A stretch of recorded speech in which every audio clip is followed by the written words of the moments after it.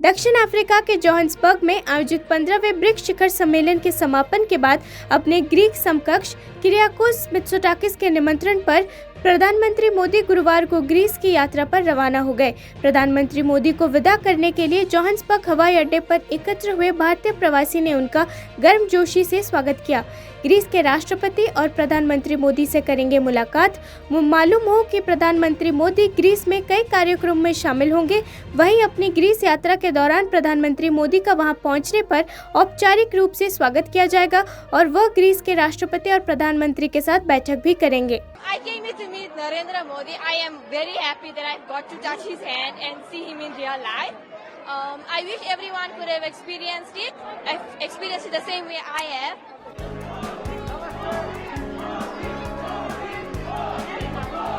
We are very blessed and we are very excited कि हम मोदी जी से मिल पाए। थैंक यू मोदी जी, आपका ग्रेसफुलनेस, आपका बड़प्पन हमें बहुत अच्छा लगा आपसे मिलकर। Thank you so much. Bharat में ग्रीक राजदूत दिमित्रियोस इवानो ने कहा कि प्रधानमंत्री नरेंद्र मोदी की ग्रीस यात्रा के दौरान दोनों देश अपनी दोस्ती को आगे बढ़ाएंगे। ग्रीक राजदूत ने एएनआई से बात करते हुए कहा कि हम उनका स्वागत करते हुए बहुत खुश हैं। 40 साल बाद किसी भारतीय प्रधानमंत्री की ये पहली यात्रा होगी। इस यात्रा के दौरान हम अपनी लंबी दोस्ती को आगे बढ़ाएंगे।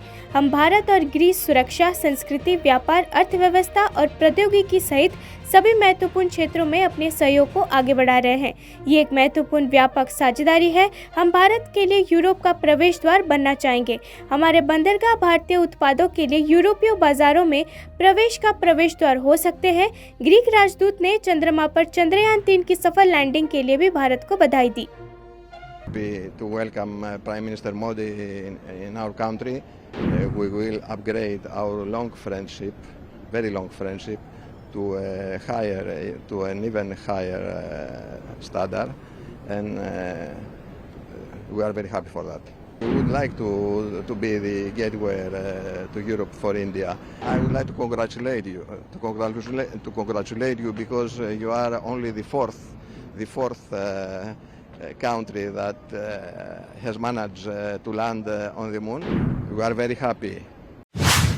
मुख्यमंत्री सुखविंदर सिंह सुक्खू के निर्देश पर मंडी जिला प्रशासन ने वीरवार को वायुसेना के हेलीकॉप्टर की मदद से मंडी जिले के बालीचौकी उपमंडल के आपदा प्रभावित क्षेत्रों में राशन व दवाइयां पहुंचाई। उपायुक्त अरिंदम चौधरी ने बताया कि मुख्यमंत्री सुखविंदर सुक्खू ने आपदा प्रभावित क्षेत्रों में हर कीमत पर तत्परता से लोगों को मदद पहुंचाने के निर्देश दिए हैं। 22 और 23 अगस्त को हुई भीषण बारिश, बाढ़ और भूस्खलन से बालीचौकी उपमंडल के दूरदराज क्षेत्रों में भारी तबाही हुई थी। वहां रास्ते ध्वस्त होने से आवागमन संभव नहीं है। ऐसे में हेलीकॉप्टर के माध्यम से राशन और अन्य आवश्यक सामग्री भेजने की व्यवस्था की गई है। मौसम अनुकूल होने पर शुक्रवार को हेलीकॉप्टर उड़ान भरेगा।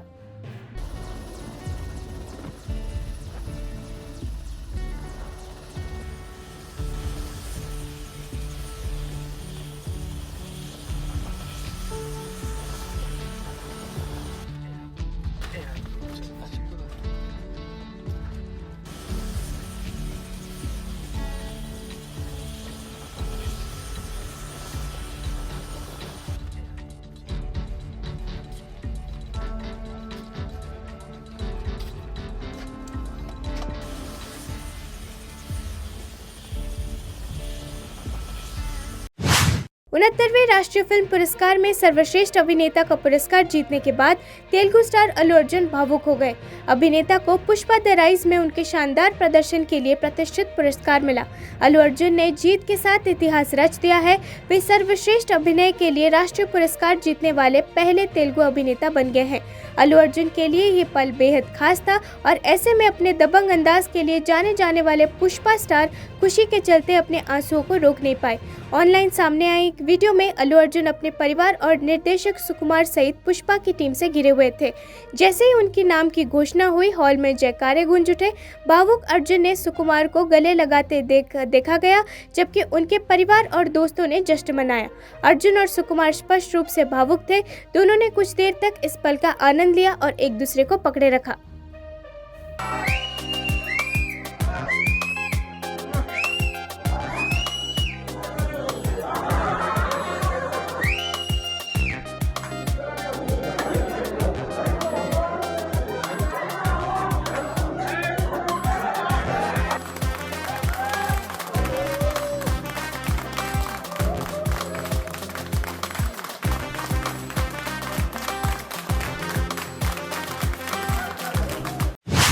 बाकू में शतरंज विश्व कप में रजत पदक जीतने के बाद आर प्रज्ञानंदा ने विश्व नंबर 1 और अंतिम विजेता मैग्नस कार्लसन के साथ अपने रोमांचक फाइनल पर बातचीत की।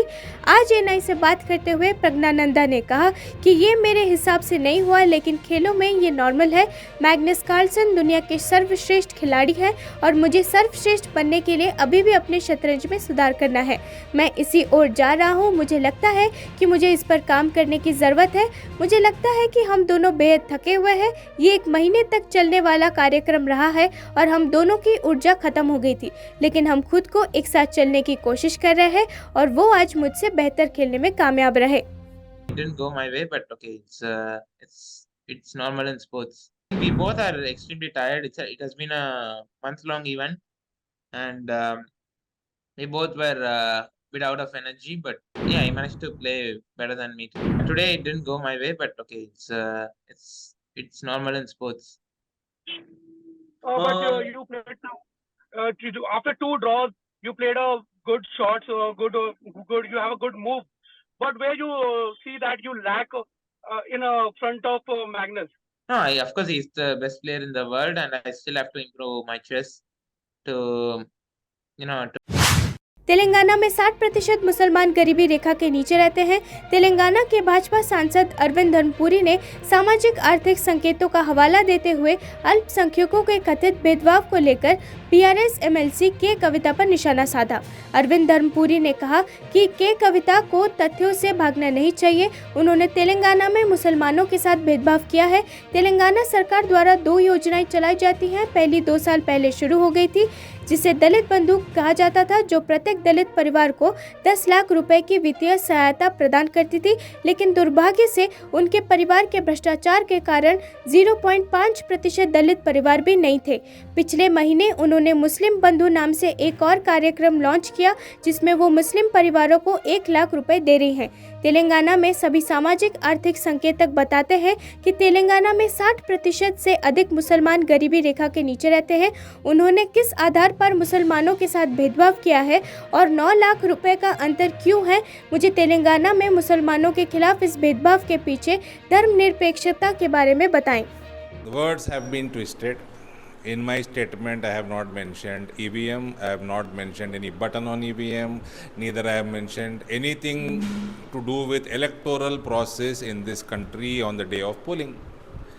One individual has made a nasty statement to which I have rebutted, saying that that individual can vote anywhere.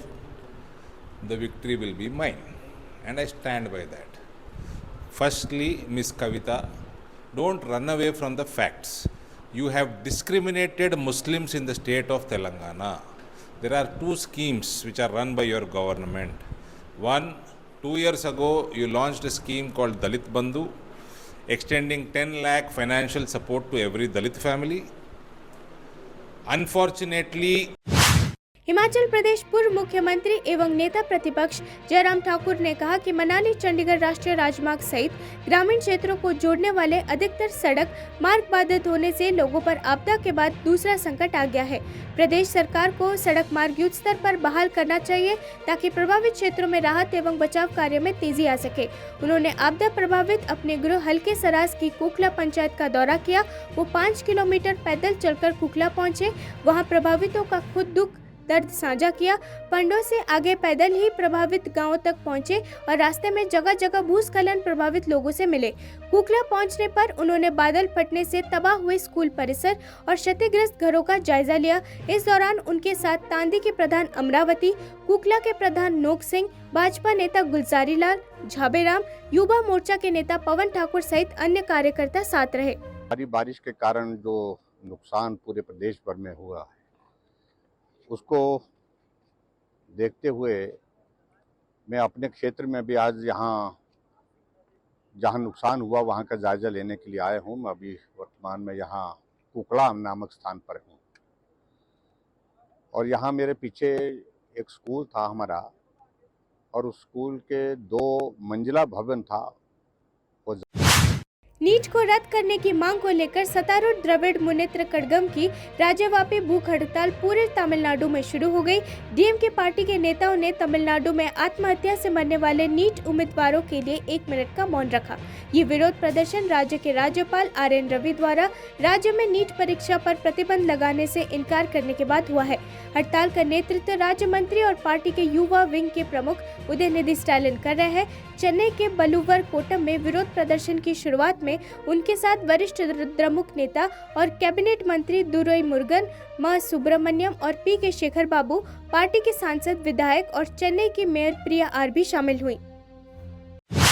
केंद्रीय मंत्री अनुराग ठाकुर ने गुरुवार को विपक्ष पर चंद्रयान 3 मिशन पूरा होने के बाद उसका दुष्प्रचार करने का आरोप लगाया।